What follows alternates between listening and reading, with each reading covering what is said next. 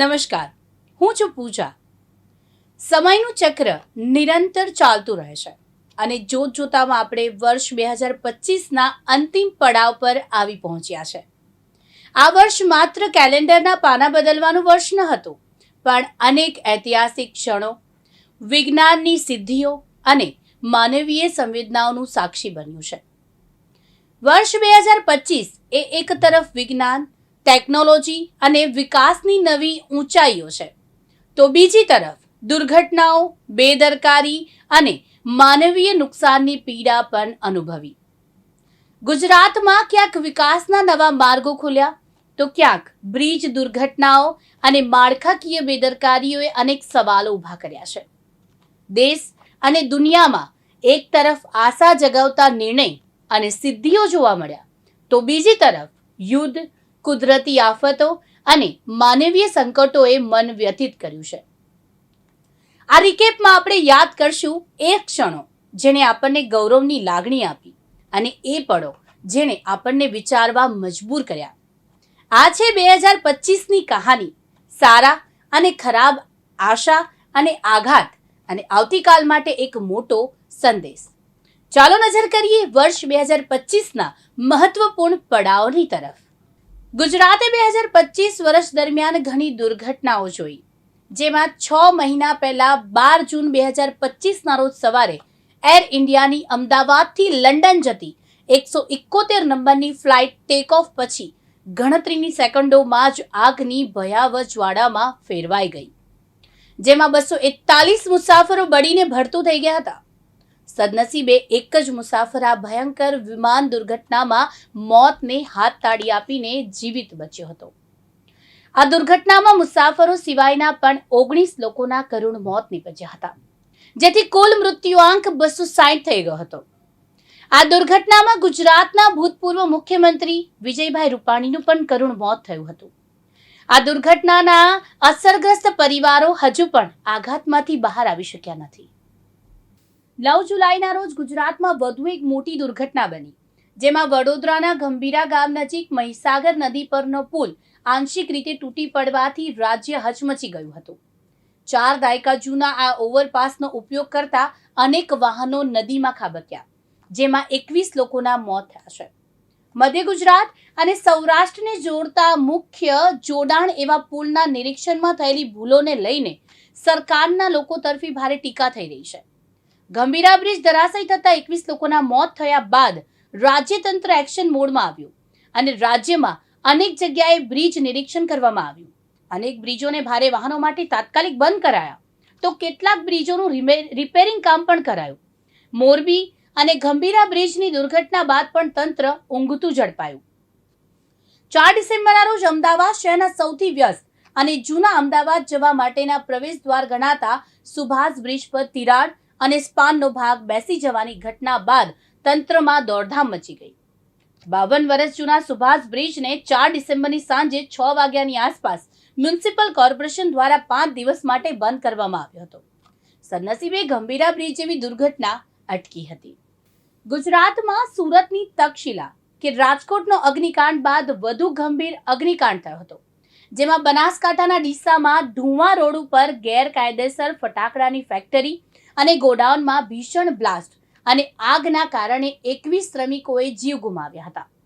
21 મૃતકોમાં 5 જેટલા કિશોરોનો પણ સામેલ છે. ફટાકડાની ફેક્ટરીમાં પ્રચંડ બ્લાસ્ટ થયા બાદ આગ ફેલાઈ હતી. બ્લાસ્ટ એટલો પ્રચંડ હતો કે ગોડાઉન ધરાશય થઈ ગયું અને કામ કરી રહેલા શ્રમિકોના શરીરના ટુકડા ટુકડા થઈ ગયા. આ મામલે તપાસમાં માલુમ પડ્યું કે કાયદાની એસી કી તેસી કરી હોય તેમ નાના બાળકો અને મહિલાઓ પણ આ ફેક્ટરીમાં કામ કરતી હતી. પૈસાના જોરે સરકારી નિયમો અને ધારાધોરણોના લીરે લીરા ઉડાડીને ચલાવતી હતી આ ફેક્ટરી. સુરત કાપડ માર્કેટની સંકુચિત ગલીઓ, અતિ ભીડ અને ફાયર સેફટીના સાધનોની અછત જેવી વર્ષો જૂની સમસ્યાઓથી ગડબડાયેલું છે. દરેક ઘટના બાદ આ મુદ્દાઓ ફરી યાદ આવે છે, પરંતુ તેના ઉકેલ માટે લાંબા ગાળાનું કોઈ મક્કમ આયોજન જોવા મળતું નથી. ક્યારેક આ પ્રકારની ઘટનાઓમાં નિર્દોષોનો જીવ પણ જાય છે. ત્યારે આ પ્રશાસન આગને અકસ્માત નહીં, પરંતુ અગાઉથી અટકાવી શકાય તેવી ઘટના બને નહીં ત્યાં સુધી આ પ્રકારની ઘટનાઓ વારંવાર બનતી રહેશે. જેની સાબિતી સુરત શહેરમાં વર્ષ 2025માં શિવશક્તિ માર્કેટ અને રાજ માર્કેટ જેવી જ 19 ટેક્સટાઇલ માર્કેટોમાં બનેલી આગની ઘટનાઓ આપી જાય છે. સુરતના કાપડ બજારને સુરક્ષિત બનાવવા માટે માત્ર કાર્યવાહીની જાહેરાતો નહીં, પરંતુ ગંભીરતા, મક્કમતા અને જવાબદારીની અમલવારી સમયની માંગ છે. 2025માં 19 ટેક્સટાઇલ માર્કેટમાં આગ લાગી હતી. 30 જાન્યુઆરી Shri Kuber world textile market, 12 ફેબ્રુઆરી ગ્લોબલ માર્કેટ, 13 ફેબ્રુઆરી વીટીએમ માર્કેટ, 2 ફેબ્રુઆરી શિવશક્તિ માર્કેટ, 5 એપ્રિલ સાંઈરામ માર્કેટ, 18 એપ્રિલ આદર્શ 2 માર્કેટ, 30 એપ્રિલ સિદ્ધિ વિનાયક બિલ્ડિંગ, 4 મે મિઠાઈવાલા માર્કેટ, 16 મે અવધ ઋતુરાજ માર્કેટ, 24 જુલાઈ બાલાજી ટેક્સટાઇલ માર્કેટ, 7 ઓગસ્ટ રઘુકુર માર્કેટ, 6 સપ્ટેમ્બર મિલેનિયમ 2 માર્કેટ, 18 સપ્ટેમ્બર નિધિ ટેક્સટાઇલ માર્કેટ, 18 ઓક્ટોબર Rishabh textile market, 21 October Golwala textile market, 6 નવેમ્બર રઘુકુર માર્કેટ, 7 નવેમ્બર શ્રી કુબેરજી વર્લ્ડ માર્કેટ, 12 નવેમ્બર ન્યૂ બોમ્બે માર્કેટ, 10 ડિસેમ્બર રાજ ટેક્સટાઇલ માર્કેટોમાં આગ લાગી હતી. વર્ષ 2025માં સુરત ગ્રામ્યમાં વધુ એક ગંભીર દુર્ઘટના બની, જેમાં 13 લોકોના મોતથી સમગ્ર વિસ્તારમાં શોકની કાલીમાં છવાઈ ગઈ. સુરત જિલ્લાના પલસાણા તાલુકાના જોડવા ગામે આવેલ સંતોષ ડાઇંગ એન્ડ પ્રિન્ટિંગ મિલમાં 1 સપ્ટેમ્બરના રોજ ડ્રમ વોશર ધડાકાભેર ફાટ્યું હતું. ત્યારબાદ પ્રચંડ આગ લાગી. આ ધડાકાની તીવ્રતા એટલી હતી કે ડ્રમનું ઢાંકણ પણ 600 ફૂટ દૂર અન્ય મિલમાં પડ્યું હતું. બચાવ કામગીરીમાં ફાયર બ્રિગેડની ટીમે સહિત સુરત જિલ્લા પોલીસ જોતરાઈ ગઈ હતી. આ ઘટના સ્થળે જ 2 કામદારોના મોત નીપજ્યા હતા. અન્ય 20 જેટલા કામદારોને સારવાર માટે ખસેડાયા હતા, જેમાંથી 11 લોકો મોતને ભેટ્યા હતા. આ દુર્ઘટનામાં કુલ 13 લોકોએ પોતાનો જીવ ગુમાવ્યો હતો. 22 એપ્રિલ મંગળવારનો દિવસ. કાશ્મીરની સુંદર વાદીઓ શાંતિ જગ્યા પર લોહી અને આંસુથી લથપથ થઈ ગઈ હતી. શાંતિની જગ્યા પર પાછું લઉં છું, ટેક છે. 22 એપ્રિલ મંગળવારનો દિવસ. કાશ્મીરની સુંદર વાદીઓ શાંતિની જગ્યા પર લોહી અને આંસુથી લથપથ થઈ ગઈ હતી. એ પહેલગામની બેસરની ખીણ, જ્યાં લોકો સ્વપ્નો લઈને ફરવા જાય છે, ત્યાં ચીસો ગુંજી ઉઠી. ખુશીના ચહેરા એક જ પળમાં ભય અને આંસુઓમાં બદલાઈ ગયા. પહેલગામમાં બેસરના લીલાછમ ઢોળાવ પર જ્યાં બાળકો હાસ્ય અને મસ્તીમાં ખોરવાયા હતા, ત્યાં પરિવારો ઘોડેસવારીની મજા માણી રહ્યા હતા, જ્યાં અચાનક ગોળીઓના વરસાદે બધું જ છીનવી લીધું. 22 એપ્રિલ મંગળવારે બપોરે લગભગ 3 વાગ્યે કાયર આતંકવાદીઓના એક જૂથે ધર્મ અને નામ પૂછીને ખીણમાં મેગી ખાતા અને ઘોડેસવારીનો આનંદ માણતા પ્રવાસીઓ પર ગોળીબાર કર્યો હતો. ધર્મના આધારે કરવામાં આવેલી આ ક્રૂર હત્યાએ 26 નિર્દોષ લોકોના જીવ લઈ લીધા, જેનો બદલો ભારતે વળતો જવાબ ઓપરેશન સિંદૂરથી કર્યો હતો. 23 એપ્રિલે ભારતે પાકિસ્તાન વિરુદ્ધ 5 મોટા નિર્ણયો લીધા, જેમાં સિંધુ જળ સંધિ પર પ્રતિબંધ, પાકિસ્તાની રાજદ્વારીઓની સંખ્યા 55 થી 30 કરી, અટારી વાઘા બોર્ડર બંધ કરી, બધા પાકિસ્તાની નાગરિકોના વિઝા રદ કર્યા, પાકિસ્તાની નાગરિકોને 48 કલાકમાં ભારત છોડવાનો આદેશ કર્યો. 26 એપ્રિલે ભારતીય સેનાને પાકિસ્તાન વિરુદ્ધ કાર્યવાહી કરવાની પરવાનગી મળી હતી. પીએમ મોદીએ કહ્યું હતું કે પહેલગામ હુમલાના જવાબમાં કાર્યવાહી ક્યારે અને ક્યાં કેવી રીતે થશે તે સેના નક્કી કરશે. બાદમાં 5 મેના રોજ દેશભરમાં 244 સ્થળોએ સિવિલ ડિફેન્સ અને બ્લેકઆઉટની મોક ડ્રીલનો આદેશ આપવામાં આવ્યો.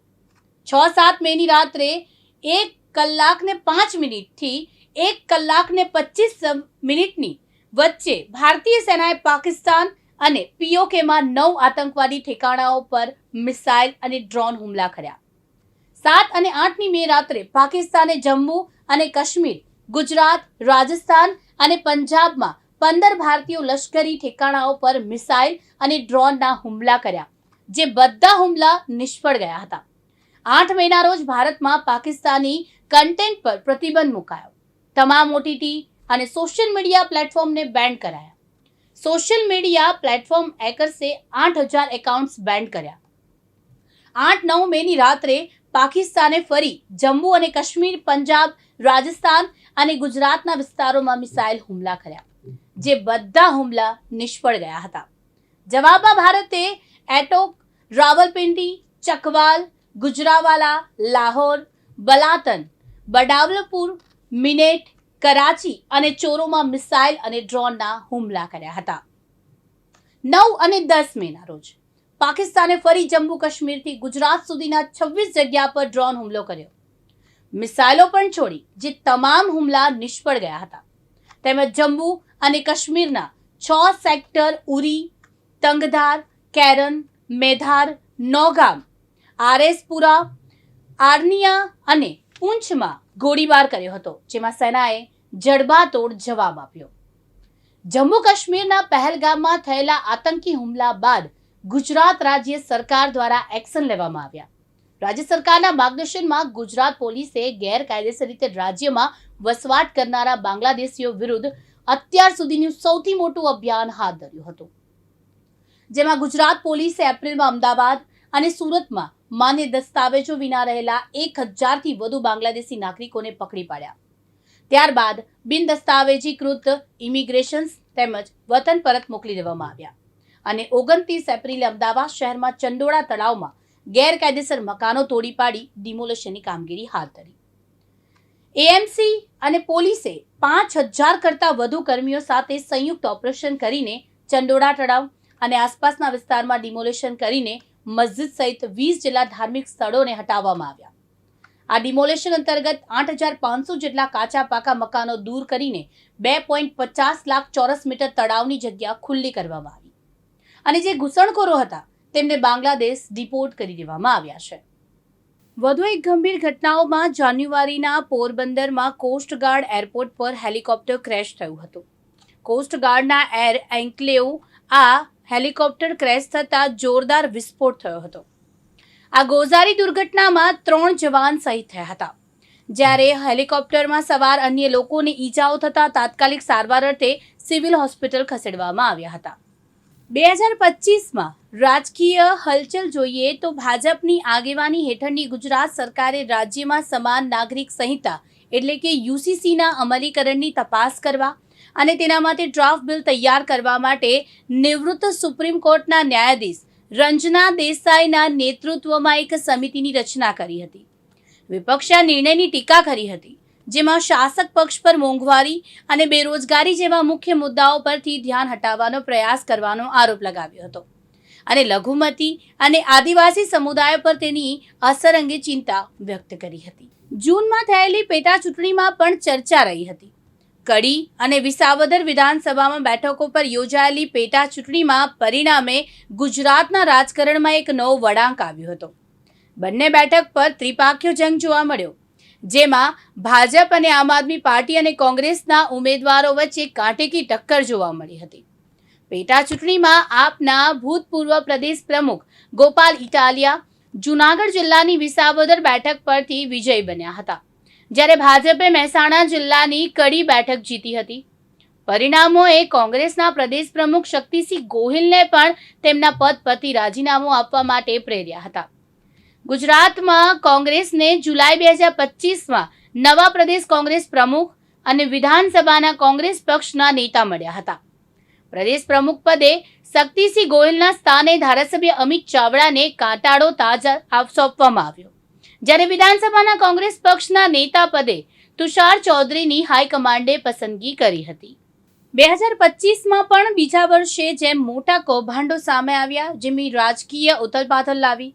1/1/2021થી 31/12/2024ના સમયગાળા દરમિયાન દાહોદ જિલ્લાના દેવગઢ બારિયા તાલુકાના કુવા રેંઢાણા ગામે તથા ધાનપુરના સીમામોઈ ગામમાં થયેલ મનરેગા યોજના હેઠળ સામૂહિક કામોની સ્થળ તપાસણી અન્વયે મહાત્મા ગાંધી રોજગાર ગેરંટી યોજના હેઠળ કરવામાં થતા કામે અપૂર્ણ કરી કામોનું કમ્પ્લિકેશન સર્ટી અને ખોટા પુરાવા ઊભા કરી પૂર્ણ પેમેન્ટ કરી ₹71 કરોડનું કૌભાંડ આચર્યું હોવાની ફરિયાદ નોંધાઈ, જેમાં દેવગઢ બારિયાના ધારાસભ્ય અને તાત્કાલિક મંત્રી બચુભાઈ ખાબડના 2 પુત્ર બળવંતસિંહ ખાબડ અને કિરણ ખાબડ સહિત સરકારી બાબુઓ, એજન્સીના માલિકો, મળતિયાઓની ધરપકડ થઈ. કૌભાંડનો રેલો ગાંધીનગર સુધી પહોંચતા મનરેગા કામોની તપાસ ટીમોના સહયોગમાં જિલ્લાની 10 ટીમો કામે લાગી. એટલું જ નહીં, આ કૌભાંડને લઈને બચુ ખાબડના મંત્રી પદેથી હટાવી દેવાયા. દાહોદમાં મંત્રી બચુ ખાબડના પુત્રો દ્વારા મનરેગા કૌભાંડમાં કરોડો રૂપિયાની કૌભાંડની ઘટના બાદ ભરૂચમાં પણ મનરેગાનું મોટું કૌભાંડ સામે આવ્યું. વેરાવળની 2 કંપનીઓ દ્વારા ભરૂચ જિલ્લાના આમોદ, જંબુસર અને હાસોટ પંથકમાં મનરેગાના 56 જેટલા ગામોમાં 7.30 કરોડના ગોબાચારી કરી હોવાનું ફલિત થતા બંને એજન્સીઓ સામે ભરૂચના મદદનીશ પ્રયોજના અધિકારી એ ડિવિઝન પોલીસ મથકે ફરિયાદ નોંધાવી છે. 13 વર્ષ પહેલા 16 ડિસેમ્બર 2012માં દિલ્હીમાં પેરામેડિકલની વિદ્યાર્થીની નિર્ભયા સાથે થયેલા ગેંગ રેપે આખા દેશને શરમમાં ડૂબાડ્યો હતો. ચાલતી બસમાં મોડી રાત્રે એક યુવતી સાથે 6 નરાધમોએ ગેંગરેપ અને અમાનવીય કૃત્ય આચર્યું હતું. બરોબર 13 વર્ષ બાદ 16 ડિસેમ્બરે 2024ના રોજ આવી જ ગુજરાતને કલંકિત કરતી એક ઘટના નિર્ભયા કાંડની યાદ અપાવી દીધી. 16 ડિસેમ્બર 2024ની સાંજે ભરૂચના ઝઘડિયા જેડીસી વિસ્તારમાં નરાધમે 10 વર્ષની માસૂમ સાથે દુષ્કર્મ ગુજારી ગુપ્તાંકમાં લોખંડનો સળિયો નાખ્યો. આ બાળકીનું 23 ડિસેમ્બરે વડોદરાની સયાજી હોસ્પિટલમાં 180 કલાક બાદ મોત થયું. પીડિતાને 23 ડિસેમ્બર 2024ના રોજ 2 કાર્ડિયાક અરેસ્ટ આવ્યા. ત્યારબાદ સાંજે 5:15 કલાકે ફરીથી કાર્ડિયાક અરેસ્ટ આવ્યો. પરિણામે બાળકીએ 6.15 કલાકે દમ તોડી દીધો. આમ ગુજરાતની નિર્ભયા 8 દિવસ 180 કલાક 10,800 મિનિટ અને 6,48,000 સેકન્ડ સુધી સતત મરતી રહી હતી. આ કેસમાં કાયદાકીય પ્રક્રિયામાં પોલીસ અને સરકારી વકીલે પ્રશંસનીય કાર્યવાહી કરી હતી. કોર્ટમાં ચાલી રહેલા કેસનો 72 દિવસમાં ચુકાદો આવ્યો. કોર્ટે આરોપી વિજય પાસવાનને હત્યા, અપહરણ અને દુષ્કર્મના કેસમાં ફાંસીની સજા અને 10 લાખનો દંડ ફટકાર્યો. જે ગયા વર્ષે 16 ડિસેમ્બરે બનેલી આ ઘટનાના રૂવાટા ઊભા કરી નાખનારી હતી. પોલીસે આરોપીને જાહેરમાં સરઘસ કાઢીને ઘટનાનું રિકન્સ્ટ્રક્શન કર્યું હતું. 12 ઓક્ટોબરે બોટાદ જિલ્લાના હળદડ ગામે ખેડૂતોની મહાપંચાયતના કારણે માહોલ ગરમાયો. કપાસની ખરીદીમાં ચાલતી કરદા પ્રથાને લઈને ખેડૂતોમાં ઉગ્ર રોષ ફાટી નીકળ્યો હતો. મંજૂરી વિના યોજાયેલી ખેડૂત મહાપંચાયત દરમિયાન પોલીસ અને ખેડૂતો વચ્ચે એક એવી ઘર્ષણજનક પરિસ્થિતિ ઊભી થઈ કે આખું ગામ ધુમાડાના વાદળોમાં છવાઈ ગયું.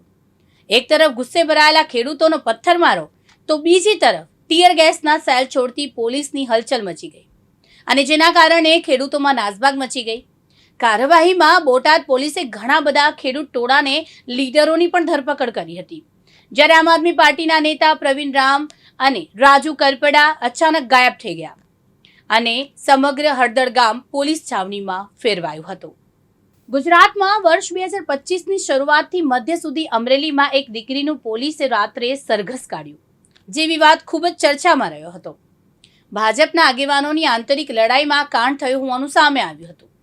સરઘસ કાઢ્યું તે દીકરીને ધારાસભ્ય અને હાલના મંત્રી કૌશિક વેકરિયાને સંબંધીને પત્ર લખ્યો હતો, જે સોશિયલ મીડિયામાં ખૂબ જ વાયરલ થયો હતો.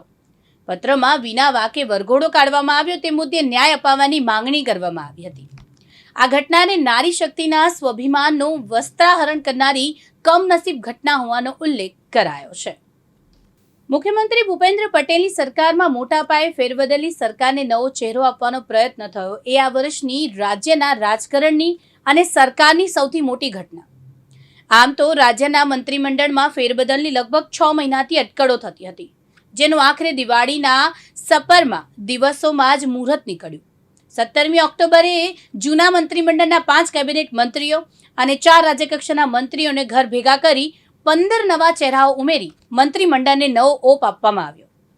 5 કેબિનેટ મંત્રીઓ રાઘવજી પટેલ, બલવંતસિંહ રાજપૂત, મુડુ બેરા, કુબેર ડિંડોર અને ભાનુબેન બાબરિયા તથા 4 રાજ્યકક્ષાના મંત્રીઓ બચુ ખાબડ, મુકેશ પટેલ, ભીખુસિંહ પરમાર અને કુંવરજી હળપતિને પાણીચું આપવામાં આવ્યું. ધારણા અનુસાર આ નવા મંત્રીઓને ભ્રષ્ટાચાર, ગેરનીતિઓ અને બિન કાર્યક્ષમતાઓને કારણે કાઢી મૂકવામાં આવ્યા છે. નવા મંત્રીમંડળમાં સામેલ નહીં કરાયેલા મંત્રીઓમાં રાજ્યકક્ષાના મંત્રી જગદીશ વિશ્વકર્મા પણ સામેલ હતા, પરંતુ એમને ગુજરાત ભાજપના સંગઠનમાં સર્વોચ્ચ પદે પ્રદેશ પ્રમુખ પદે બેસાડવામાં આવ્યા, જેથી એક વ્યક્તિ એક પદની પાર્ટીની પોલિસી મુજબ મંત્રીમંડળમાં સમાવ્યા નથી. નવા મંત્રીમંડળમાં ગૃહ રાજ્યમંત્રી હર્ષ સંઘવીને નાયબ મુખ્યમંત્રી બનાવાય એ પણ એક મોટી ઘટના બની. 41 વર્ષના યુવાન હર્ષ સંઘવીને પદ સોંપી દેવામાં 15 થી વધુ વિભાગોની જવાબદારી સોંપવામાં આવી.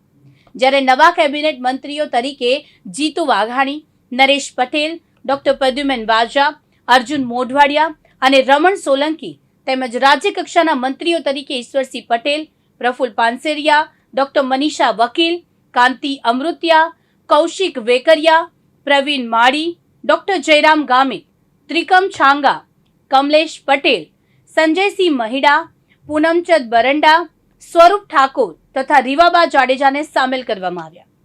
ત્યારે નવા મંત્રીમંડળ પર વિપક્ષે કહ્યું કે માત્ર મંત્રીમંડળ બદલવાથી મૂળ સવલતો ઉકેલાતા નથી. વિપક્ષના મતે સરકારને નવો ચહેરો આપવાનો પ્રયાસ કરવામાં આવ્યો છે, પરંતુ જનતા સામે ઊભા રહેલા વાસ્તવિક પ્રશ્નો જેમ કે મોંઘવારી, બેરોજગારી, કાયદો વ્યવસ્થા, ભ્રષ્ટાચાર અને વિકાસની ગતિ હજુ યથાવત છે. હવે પ્રશ્ન એ છે કે શું નવું મંત્રીમંડળ જનતાની અપેક્ષાઓ પર ખરો ઉતરશે કે પછી આ ફેરબદલ માત્ર રાજકીય સંદેશો પૂરતો જ સાબિત થશે. 2025માં ગુજરાતમાં મેડિકલ, પોલીસ અને ફાયર તેમજ અન્ય આપતકાલીન સ્થિતિમાં મદદ માટે અલગ અલગ નંબર ડાયલ કરવાથી ગુજરાતીઓને મુક્તિ મળી છે. 31 ઓગસ્ટે જનરક્ષક હેઠળ 112 ડાયલ સર્વિસ શરૂ કરવામાં આવી છે અને તમામ પ્રકારની ઇમરજન્સી સેવા માટે 112 નંબર ડાયલ કરવાનો રહેશે. આ માટે અમદાવાદમાં અત્યાધુનિક કોલ સેન્ટર શરૂ કરાયું, જેમાં 150 જેટલા પોલીસ કર્મચારીઓને જવાબદારી સોંપવામાં આવી. સાથે સાથે ગૃહમંત્રી અમિત શાહે 500 જેટલી 112 જનરક્ષક વાનનું પણ લોકાર્પણ કર્યું હતું. 19 ઓગસ્ટનો એ કાળો દિવસ કે જ્યારે અમદાવાદ શહેરના મણિનગર વિસ્તારમાં આવેલી 7 ડે સ્કૂલમાં ધોરણ 10માં અભ્યાસ કરતા નયન સંતાણીની ધોરણ 8માં અભ્યાસ કરતા વિદ્યાર્થીએ કરપીણ હત્યા કરી હતી, જેના કારણે જન આક્રોશ ફાટી નીકળ્યો. આ ઘટનામાં ક્રાઇમ બ્રાન્ચે હત્યા કરનાર વિદ્યાર્થીની અટકાયત પણ કરી લીધી હતી. નયનની હત્યા બાદ થોડા સમય બાદ ઓનલાઈન ક્લાસ શરૂ થયા હતા અને મામલો હાઈકોર્ટ સુધી પહોંચ્યો હતો. હાઈકોર્ટનો ઓફલાઈન ક્લાસ શરૂ કર્યાના આદેશ બાદ ઘટનાના 54 દિવસ બાદ સ્કૂલ ઓફલાઈન શરૂ કરાઈ. આ દરમિયાન ડીઓએ કચેરી ટીમ દ્વારા કરાયેલી તપાસમાં સ્કૂલ જ ગેરકાયદેસર ચાલતી હોવાનો ઘટસ્ફોટ થયો. ડીઓના રિપોર્ટમાં આધારે શિક્ષણ વિભાગે સ્કૂલનો વહીવટ સરકાર હસ્તક લેવાનો સત્તાવાર નિર્ણય કર્યો. સ્કૂલમાંથી ખાનગી ટ્રસ્ટની હકાલપટ્ટી કરવામાં સાથે વહીવટદાર તરીકે અમદાવાદ શહેર ડીઓની નિયુક્તિ કરવામાં આવી. આ સ્કૂલમાં અભ્યાસ કરતા 10,000 જેટલા વિદ્યાર્થીઓમાંથી અંદાજે 500 જેટલા વિદ્યાર્થીઓએ અન્ય સ્કૂલમાં અભ્યાસ ટ્રાન્સફર કરાવ્યો હતો. 2025માં એક છોટી સી લવ નહીં પરંતુ લસ્ટ સ્ટોરી જેવો કિસ્સો સુરત સહિત સમગ્ર ગુજરાતમાં ચર્ચાસ્પદ બન્યો હતો. સુરત શહેરના પૂનામાં રહેતા અને 5મા ધોરણમાં અભ્યાસ કરતા 13 વર્ષીય વિદ્યાર્થી સાથે યૌન સંબંધને કારણે ગર્ભવતી બનેલી 23 વર્ષીય ટ્યુશન કમ સ્કૂલ શિક્ષિકા માનસી નાઈની સ્ટોરીએ સુરતમાં ટોક ઓફ ધ ટાઉન બનાવી દીધું હતું. 25મી એપ્રિલે 13 વર્ષીય સગીનું અપહરણ તેને ટ્યુશન કરાવતી અને ધોરણ 4માં વર્ગ શિક્ષિકા રહેલી 23 વર્ષીય માનસી નાઈ ભગાવી ગયાની ઘટના પ્રકાશમાં આવી. 30મી એપ્રિલે જ્યારે શામળાજી બોર્ડર પાસેથી પકડવામાં આવી ત્યારે તેને 20 અઠવાડિયાનો ગર્ભ હતો. છેલ્લા 1 વર્ષથી આ શિક્ષિકાએ સગીરને પોતાની જાળમાં ફસાવ્યો હોવાનું અને તેનું યૌન શોષણ કરવાથી જ ગર્ભવતી હોવાનો ખુલાસો થતા સુરતનો આ કિસ્સો રાજ્યમાં ચર્ચાનો વિષય બન્યો હતો. તે સાથે કાનૂની દ્રષ્ટિએ પણ પેચીદો બન્યો. 13 વર્ષીય સગીર વિદ્યાર્થી થકી 23 વર્ષીય શિક્ષિકાને બાળક જન્મે તે સંજોગોમાં સામાજિક પ્રશ્નો સાથે આવનાર બાળકના ભવિષ્ય અને સગીર બાળકના બદનામી સહિતના પ્રશ્નો પર ઉપસ્થિત થયા હતા. 2025માં નવસારી જિલ્લામાં બિલીમોરામાં દેવસર ખાતે 2 માસૂમ બાળકોની સગી માતા દ્વારા જ નિર્દયતાથી હત્યા કરવાના આઘાતજનક કિસ્સાએ સમગ્ર પંથકમાં શોક અને ભયની લાગણી ફેલાવી દીધી છે. બિલીમોરા દેવસર નજીક મહારાજા હાર્મોનિયમ એપાર્ટમેન્ટમાંથી રહેતા યુપી વાસી પરિવારની મહિલાએ રાત્રિના અંધકારમાં પરણિતાએ માતાજીના ભેદી અવાજના આદેશથી પોતાના 7 અને 4 વર્ષીય પુત્રોની હત્યા કરતા અરેરાટી વ્યાપી ગઈ હતી. ઉત્તર પ્રદેશના ગોંડા જિલ્લાના કલિંગગંજ તાલુકાના અલિંગપુરમ ગામના શર્મા પરિવાર 35 વર્ષથી રોજગારી માટે બિલીમોરામાં સ્થાયી થયો છે. શર્મા પરિવારના ઇન્દ્રપાલ શર્મા તેમની પત્ની અને 4 સંતાનો પૈકી બીજા નંબરના શિવાકાંત પુત્રવધુ સુનીતા, તેના 7 વર્ષીય પુત્ર હર્ષ અને 4 વર્ષીય વેદનાનો સમાવેશ થાય છે. તેમના પુત્ર શિવાકાંતને 4 દિવસથી ટાઇફોઇડ હોવાથી બિલીમોરાની ખાનગી હોસ્પિટલમાં દાખલ કરાયા હતા. ત્યારે રાત્રે આ ઘટના બની. બાળકોની હત્યા કરી સસરાની હત્યાનો પણ પ્રયાસ કર્યો હતો. જંગલોના રક્ષકે પોતાના જ ઘરને કબ્રસ્તાન બનાવી દીધા. 9 મહિના પહેલા પ્રમોશન સાથે ભાવનગર પોસ્ટેડ થયેલા વન વિભાગના assistant conservator of forest Shailesh Rameshbhai ખાંભલાએ ઘરગથ્થુ ઝઘડા, ઘર કંકાસના કારણે પોતાની પત્ની નયનાબેન, પુત્ર ભવ્ય અને પુત્રી પૃથાનું ગળું દબાવી નિર્દયતાથી હત્યા કરી હતી. એટલું જ નહીં, ત્રણેય મૃતદેહને ઘરની પાછળના ભાગમાં ખોદેલા ખાડામાં દાટી દીધા અને પોલીસ સ્ટેશનમાં પત્ની, બાળકો ગુમ થયાની ફરિયાદ પણ નોંધાવી. આ ખૌફનાક ઘટના 5 નવેમ્બરની વહેલી સવારે ભાવનગરના તળાજા રોડ પર આવેલા ફોરેસ્ટ કોલોનીમાં બની. થોડા દિવસો બાદ કોલોનીમાં દુર્ગંધ ફેલાવા લાગી. આસપાસના લોકોને શંકા જગાવતા પોલીસે ઘરની પાછળના ભાગમાં ખોદકામ કર્યું અને ત્રણેય મૃતદેહ મળી આવ્યા. આખરે પોલીસે આરોપી શૈલેષ ખાંભલાને સુરતથી ઝડપી પાડ્યો હતો. સુરત જિલ્લાના કામરેજ વિસ્તારમાં અડાજણ વન વિભાગની ઓફિસમાં આરએફઓ તરીકે ફરજ બજાવતા સોનલ સોલંકી પર અજાણ્યા શખ્સો દ્વારા 6/11/2025ના રોજ ફાયરિંગ કરવામાં આવ્યું. પોલીસ તપાસમાં ચોંકાવનારો ઘટસ્ફોટ થયો. આ હુમલો બીજું કોઈ નહીં પરંતુ આરટીઓ પતિએ જ સોપારી આપીને કરાવ્યો હતો. પત્નીએ પતિને પર્સથી સાથે રંગે હાથે ઝડપ્યો તો પતિએ પત્નીને જ મોતને ઘાટ ઉતારવાનું આ કાવતરું રચ્યું હતું. હાલ આરટીઓ ઇન્સ્પેક્ટર પતિ નિકુંજ ગોસ્વામી તેમજ ફાયરિંગ કરનાર જેલમાં છે અને સુરત જિલ્લાના કામરેજ નજીક જીવલેણ હુમલાનો શિકાર બનેલા મહિલા આરએફઓ સોનલ સોલંકીનું આખરે 48 દિવસની સારવાર બાદ 23 ડિસેમ્બરે સવારે અમદાવાદ સિવિલમાં મોત નીપજ્યું હતું. રાજકુમાર જાટ કેસ એક એવો કેસ છે જે માર્ચ 2025માં રાજકોટ જિલ્લાના ગોંડલમાં રહેતા રાજસ્થાનના યુપીએસસી ઉમેદવાર રાજકુમાર જાટના રહસ્યમય મૃત્યુ સાથે સંકળાયેલો છે. તેમના પરિવારનો આરોપ છે કે તેમની હત્યા કરવામાં આવી હતી, જ્યારે સ્થાનિક પોલીસે શરૂઆતમાં દાવો કર્યો હતો કે તે એક અકસ્માત હતો.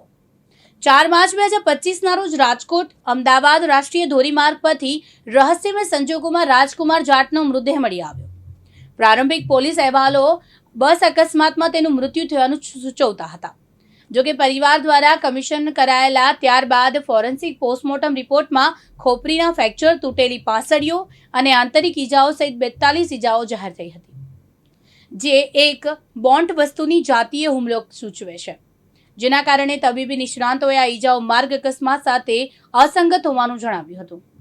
મૃતક રાજકુમારના પરિવારે ભાજપના ભૂતપૂર્વ ધારાસભ્ય જયરાજસિંહ જાડેજાના પુત્ર ગણેશ ગોંડલ પર હત્યાના સંડોવણીનો આરોપ લગાવ્યો છે. પરિવારનો દાવો છે કે સ્થાનિક પોલીસે સીસીટીવી ફૂટેજ કાઢી નાખવા અને પ્રારંભિક પોસ્ટમોર્ટમ રિપોર્ટ સાથે ચેડા કરવા સહિતના ઢાંક પીછોડો કરવાનો પ્રયાસ કર્યો હતો. રાજકોટ જિલ્લાના ગોંડલમાં ચર્ચાસ્પદ રાજકુમાર જાટ નામના યુવકના મોત મામલે મૃતકના પરિવારે ગણેશ ગોંડલના નાર્કોટેક્સની માંગ કરી હતી. આ મુદ્દે જિલ્લા પોલીસ વડાએ ગણેશ ગોંડલના નાર્કોટેક્સ કરવા માટે કોર્ટમાં મંજૂરી માંગી હતી. આ માટે ગણેશ ગોંડલે પણ મોતનો નાર્કોટેક્સ માટે સંમતિ દર્શાવી હતી, જે બાદ 11 ડિસેમ્બરે ગાંધીનગર એફએસએલમાં ગણેશ ગોંડલનો નાર્કોટેક્સ પૂર્ણ કરવામાં આવ્યો. બીજી તરફ ગણેશ ગોંડલના સમર્થકોએ રાજકુમારના પિતાનો પણ નાર્કોટેક્સ કરાવવાની માંગ કરી હતી. 6 સપ્ટેમ્બર 2025ના રોજ પાવાગઢ ડુંગર ઉપર માલ સામાન ચડાવવા ઉપયોગમાં લેવાતા ગુડ્સ રોપવેનો તાર તૂટી પડવાની ઘટના બની હતી. આ ઘટનામાં ગુડ્સ રોપવે તૂટી પડતા 6 વ્યક્તિઓના મોત નીપજ્યા છે, જેમાં 2 લિફ્ટ ઓપરેટર, 2 શ્રમિકો અને અન્ય 2 વ્યક્તિઓનો સમાવેશ થયો હતો. 4 સપ્ટેમ્બરના રોજ મહીસાગર જિલ્લામાં દૌલતપુરા ખાતે મહી નદી પરના અજંતા હાઇડ્રો પાવર પ્રોજેક્ટમાં અચાનક પાણી ધસી આવતા ત્યાં કામ કરી રહેલા કર્મચારીઓ પૈકીના 5 કર્મચારીઓ ડૂબી ગયા હતા, જેમાં સ્થાનિક પોલીસ, એનડીઆરએફ, એસડીઆરએફ અને લુણાવાડા ફાયર ટીમ દ્વારા સંયુક્ત રીતે કરાયેલી શોધખોળ બાદ 40 કલાકની ભારે જહેમતના અંતે એક કર્મચારીનો મૃતદેહ મળી આવ્યો હતો, જે બાદ બીજા દિવસે અન્ય લાપતા કર્મચારીઓની પણ લાશ મળી આવી. આ દુર્ઘટના કઈ રીતે સર્જાઈ તે અંગે તપાસ હાથ ધરાઈ હતી, તેમજ ખાનગી કંપની અજંતા હાઇડ્રો પાવરની બેદરકારી પણ શંકાના સોયમાં તવાઈ રહી હતી. ગુજરાતમાં 1.5 દાયકા પછી ફરી એક વખત આતંકવાદની ભારે ચર્ચા થઈ. ઇન્ડિયન મુઝાહુદ્દીનના મહોરા તળે દેશભરમાં ફેલાયેલા આતંકની કમર વર્ષ 2008માં ગુજરાત પોલીસે તોડી હતી. 17 વર્ષ પછી રાજસ્થાન સરહદથી ડ્રોનની 3 પિસ્તોલ અને કારતૂસ ઘુસાડ્યા. તે લઈને જતા બાયોટેરર ફેલાવવાના મનસૂબા સેવતા 3 આતંકવાદીને ગુજરાત એટીએસે ઝડપી પાડ્યા હતા. આ ઘટનાક્રમના કલાકોમાં દિલ્હીમાં ભારે ભીડ વચ્ચે કારમાં વિસ્ફોટ થયો. તે સાથે જ આતંકીઓના ડોક્ટર્સ મોડ્યુલની મોડસ ઓપરેટી ખુલ્લી પડી. આ બે ઘટનાઓને બાયોટેરર ડાર્ક વેબ તરીકેનો નાર્કો ટેરરિઝમની ખતરાની ઘંટડી વગાડી હતી. પૈતરાબાજી બદલી ભારતમાં આતંકવાદ પ્રસ્તાવવાના પાકિસ્તાન સક્રિય હોવાના તથ્યો વચ્ચે દેશમાં કેટલાક આતંકીય જૂથો સક્રિય છે તે અંગે એજન્સીઓ ઊંડી તપાસ કરી રહી હતી. ત્યારે ગુજરાતની એટીએસ એન્ટી ટેરરિઝમ સ્ક્વોડે એટલે કે એટીએસે આંતરરાષ્ટ્રીય આતંકી સંગઠન ઇસ્લામિક સ્ટેટ ઓરાસાન પ્રાંત સાથે જોડાયેલા 3 આતંકવાદીઓની ધરપકડ કરીને દેશમાં મોટા પાયાના રાસાયણિક હુમલાની યોજના નિષ્ફળ બનાવી. આમાં મુખ્ય આરોપી ડોક્ટર અહમદ મોહિનુદ્દીન સૈયદ, જેની ચીનમાંથી MBBS કરેલ છે, આઝાદ સુલેમાન શેખ અને મોહમ્મદ સુલૈન મોહમ્મદ સાલિમ ખાનનો સમાવેશ થાય છે. એટીએસની હૈદરાબાદ ગયેલી ટીમે ડોક્ટર સૈયદના ઘરેથી રેઝિન જેવા માસ્ક વિશેના કેમિકલ્સ કબજે કર્યા છે. આરોપીએ છેલ્લા 6 મહિનામાં દિલ્હી, અમદાવાદ અને લખનૌ જેવા શહેરોમાં રેકી કરી હતી. એટીએસની આ કાર્યવાહીથી વિશાળ ત્રાસવાદીને અટકાવવામાં આવ્યા હતા. સુરતમાં 24 મેના રોજ વાહન ચેકિંગ શરૂ થયેલી એક સામાન્ય તપાસે ગુજરાતના અત્યાર સુધીના સૌથી મોટા સાયબર ફ્રોડ રેકેટનો પર્દાફાશ કર્યો હતો. ઉધના પોલીસે આંતરરાષ્ટ્રીય સાયબર ફ્રોડના નેક્સસનો ખુલાસો કર્યો, જેમાં 2050 કરોડથી વધુના ટ્રાન્ઝેક્શન થયા. આ રેકેટમાં કુલ 164 કરંટ બેંક ખાતાનો ઉપયોગ થયો, જેમાંથી 119 ખાતા માત્ર RBL બેંકના હોવાનું સામે આવ્યા. મુંબઈના RBL બેંકના અધિકારીઓએ પૂછપરછ માટે સુરત બોલાવવામાં આવ્યા. ત્યારે સુરતમાં RBLની 3 બ્રાન્ચના મેનેજરની પણ ઉધના પોલીસે પૂછપરછ કરી હતી. તેમજ બેંક અધિકારીઓની સંડોવણી શંકાને લઈને મુંબઈના બેંક અધિકારીઓની પોલીસે પૂછપરછ હાથ ધરી હતી. 2025માં સાયબર સ્લેવરી ઇન્ટરનેશનલ રેકેટનો સૌપ્રથમ પર્દાફાશ સુરત સાયબર સેલે કર્યો હતો. ભારત, શ્રીલંકા સહિતના વિદેશોના નાગરિકોને નોકરીની લોભામણી લાલચ આપી થાઇલેન્ડ લઈ ગયા બાદ બંધક બનાવી જંગલવાળા રસ્તેથી મ્યાનમાર ધકેલવામાં આવતા હતા. અહીંથી ચાઇનીઝ માફિયાઓએ આખી કોલોની ઊભી કરી કોલ સેન્ટરની આડમાં ગોરખ ધંધા કરતા હતા. નોકરી વાંચુકોને ડિજિટલ કહો કે સાયબર ગુલામ બનાવી દેશ દુનિયાના લોકોને ડિજિટલ અરેસ્ટ, ઓનલાઈન હની ટ્રેપ સહિતના સાયબર ફ્રોડ કરવા મજબૂર કરતા હતા. સર્વેલન્સથી આ કૌભાંડનો પર્દાફાશ કરી ચાઇનીઝ ગેંગ સાથે સંકળાયેલા 10થી વધુ આરોપીને પકડવા સાથે અનેક લોકોને માફિયાની ચુંગલમાંથી મુક્ત કરાવ્યા છે. પ્રેમમાં મળેલો દગોનો બદલો લેવા એક યુવતીએ એવું કૃત્ય કર્યું કે આખી દેશની પોલીસ હરકતમાં આવી ગઈ. અમદાવાદ સિવિલ હોસ્પિટલમાંથી શરૂ થઈ આખા દેશમાં ખૌફનો માહોલ ઊભો કરી ધમકી ભર્યા ઈમેલ કેસમાં ચેન્નઈથી એક યુવતી રેની જોસિલ્ડાની ધરપકડ કરવામાં આવી. આ યુવતીએ માત્ર અમદાવાદમાં નહીં પણ મહારાષ્ટ્ર, રાજસ્થાન, હરિયાણા, ગુજરાત સહિત 11થી વધુ શહેરોમાં ધમકી ભર્યા ઈમેલ મોકલ્યા હતા. અમદાવાદમાં તેણે કુલ 21 ઈમેલ કર્યા હતા, જેમાં સિવિલ હોસ્પિટલ, સ્ટેડિયમ ઉડાવવાની ધમકી, ભોપાલની સ્કૂલને લક્ષ્ય બનાવી બોમ્બ બ્લાસ્ટ કરવાના ઈમેલ મોકલ્યા હતા. તપાસમાં ખુલ્યું છે કે તેણી 80થી વધુ વર્ચ્યુઅલ મોબાઈલ નંબર અને ફેક ઈમેલ આઈડી બનાવી હતી. એટલું જ નહીં, તેણે પાકિસ્તાની વેબસાઇટનો પણ સહારો લઈને ફેક એકાઉન્ટ પણ ખોલ્યું હતું. પોલીસના જણાવ્યા મુજબ રેની એક તરફી પ્રેમમાં હતી. જ્યારે તેણીનો પ્રેમી દિવ્યેશ પ્રભાકરના લગ્ન થયા ત્યારે તેને પ્રેમીના નામે ઈમેલ એકાઉન્ટ બનાવી અન્ય દેશભરના વિવિધ સ્થળોએ ધમકી ભર્યા ઈમેલ મોકલવાનું શરૂ કર્યું હતું. આશ્ચર્યની વાત એ છે કે પ્લેન ક્રેશની ઘટના બાદ તેણી અમદાવાદ સિવિલ હોસ્પિટલને ઈમેલ કરીને પ્લેન ક્રેશની પોતાની જવાબદારી સ્વીકારી, જેને લઈને તંત્ર પણ એક ક્ષણે ભ્રમમાં આવી ગયું હતું. જો હવે વર્ષ 2025ના સારા પાસાની વાત કરીએ તો ગુજરાતના ઇતિહાસમાં એક સુવર્ણ અધ્યાય ઉમેરાયો. 25 અને 26 જાન્યુઆરી આમ 2 દિવસ માત્ર તારીખો ન હતા, પરંતુ ગુજરાતના કલ્ચરલ કેલેન્ડરમાં ઐતિહાસિક ક્ષણો બની રહી. પ્રથમ વખત ગુજરાતની ધરતી પર વિદેશી બેન્ડનું ભવ્ય લાઇવ પરફોર્મન્સ યોજાયું, અને તે પણ દુનિયાના સૌથી મોટા સ્ટેડિયમ અમદાવાદમાં નરેન્દ્ર મોદી સ્ટેડિયમમાં. 2 દિવસના કોન્સર્ટમાં ઇંગ્લેન્ડના પ્રસિદ્ધ બેન્ડ કોલ્ડપ્લે અને ફ્રન્ટમેન ક્રિસ માર્ટિનના પરફોર્મન્સને જોવા દેશભરના ખૂણે ખૂણામાંથી લગભગ 2.23 લાખથી વધુ સંગીત પ્રેમીઓ અમદાવાદના નરેન્દ્ર મોદી સ્ટેડિયમમાં ઉમંગભેર ઉમટી પડ્યા હતા.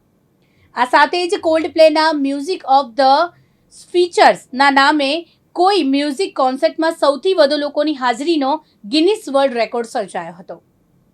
સાબરમતીના કાંઠે જ્યારે દુનિયાના સૌથી મોટા ક્રિકેટ સ્ટેડિયમમાં world class cold play band સંગીતના સૂર રેલાવ્યા, ત્યારે જાણે કે નદીના ખડખડ વહેતા જળની સાથે સંગીતના સાત સૂરે કંઈક અલગ જ માહોલ બનાવી દીધો હોય તેવું લાગ્યું હતું.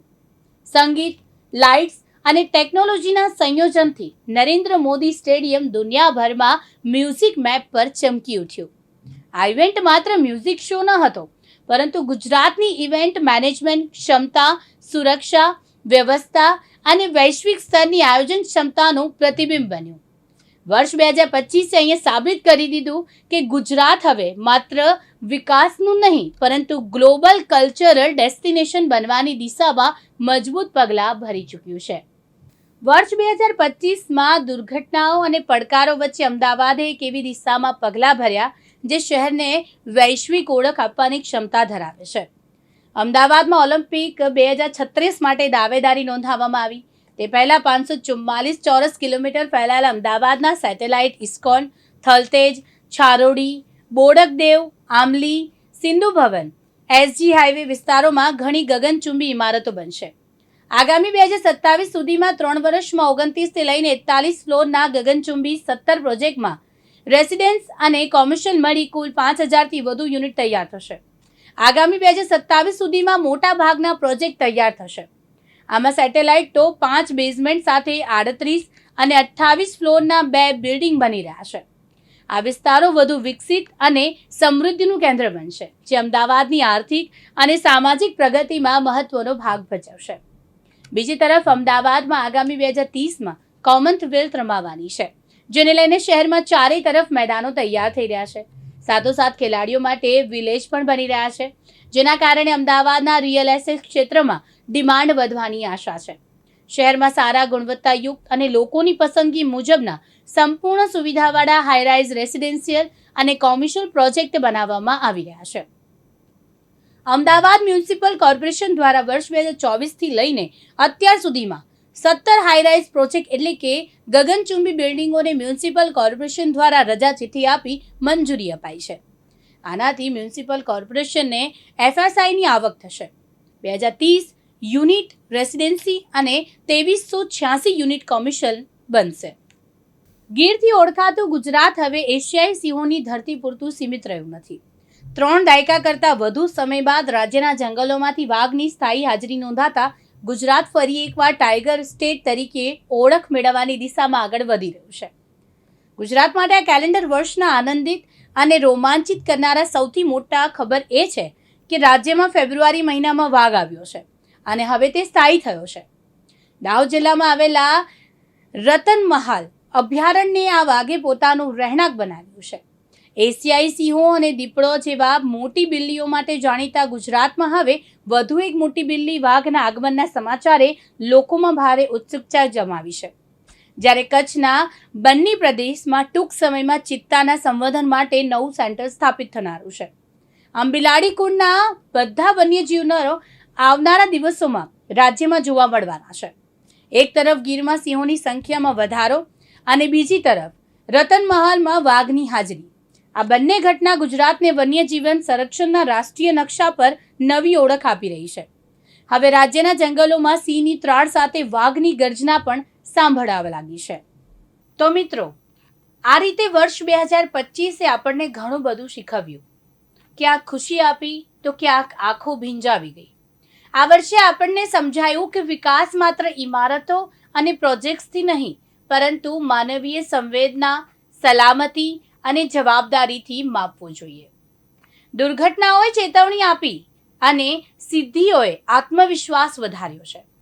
ભૂલોથી શીખીને આગળ વધવું અને સફળતાને વધુ મજબૂત બનાવી આજ એ જ વર્ષે 2025નો સૌથી મોટો સંદેશ છે. હવે આશા છે કે આગામી વર્ષોમાં આપણે ઓછા આઘાત અને વધુ આશા, ઓછા સવાલ અને વધુ ઉકેલ અને વિકાસ સાથે માનવતા પણ જોશું. આ સાથે જ વર્ષ 2025ને અલવિદા કહીએ અને નવા વર્ષ તરફ નવા સપના અને નવી અપેક્ષાઓ સાથે આગળ વધીએ. નમસ્કાર.